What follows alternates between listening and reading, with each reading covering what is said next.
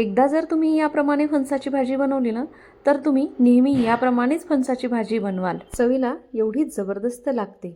आज करूयात मस्त चमचमीत अशी फणसाची भाजी. त्यासाठी फणस मी बाजारातूनच कापून आणले होते.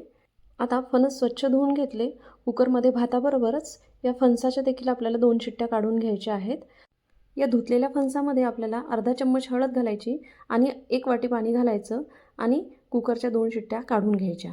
आता फणस शिजेपर्यंत आपण मसाला तयार करून घेऊयात. त्यासाठी गॅसवर तवा ठेवला. त्यावर थोडंसं सुकं खोबरं परतून घेतलं. आता एक मोठा पातळ चिरलेला कांदा देखील आपल्याला या खोबऱ्याबरोबर परतून घ्यायचा आहे. कांदा परतला. आता थोडंसं तेल घातलं. या तेलामध्ये आपल्याला 1 चमचा धणे घालायचे आहे. धण्यामुळे भाजीला खूप चांगली चव येते. आता हे सर्व साहित्य परतून घेतलं.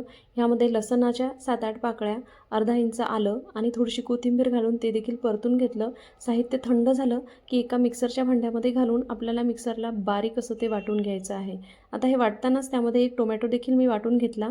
गॅसवर कढई ठेवली. कढईमध्ये 4-5 चम्मच तेल घातलं. जिरं, मोहरी, थोडेसे खडे मसाले घातले. तयार पेस्ट घातली आणि तेल सुटेपर्यंत परतलं. आता हे तेल सुटल्यानंतर कांदा लसूण मसाला, गरम मसाला, धनेपूड, लाल तिखट, हळद आणि मीठ घातलं. मसाले परतले. त्यामध्ये अर्धा कप पाणी घालायचं आणि तेल सुटेपर्यंत परतायचे. चांगलं तेल सुटलं की हे वाफवलेलं फणस यामध्ये घालायचं. वरून थोडीशी कोथिंबीर पेरायची. एक उकळी आली की चमचमीत आपली फणसाची भाजी तयार झालेली आहे. तुम्ही फणसाची भाजी कशी करता कमेंटमध्ये नक्की सांगा. रेसिपी आवडल्यास लाईक, शेअर आणि फॉलो मात्र नक्की करा.